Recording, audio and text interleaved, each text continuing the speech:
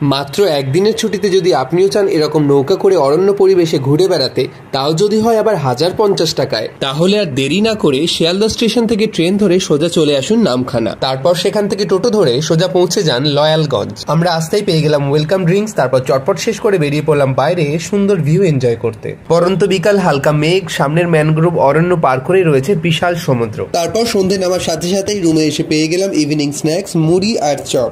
মুড়ি শেষ করে গল্প করতে করতে আবার চলে এলো রাতের ডিনার। সুন্দরভাবে কলা পাতার মধ্যে সাজিয়ে ভাত, আলু ভাজা, বেগুন ভাজা, পটলের তরকারি আর মাংস দিয়ে সেরে নিলাম রাতের খাবার। তারপর বসে পড়লাম অচেনা বন্ধুদের সাথে একটু গানের আসরে।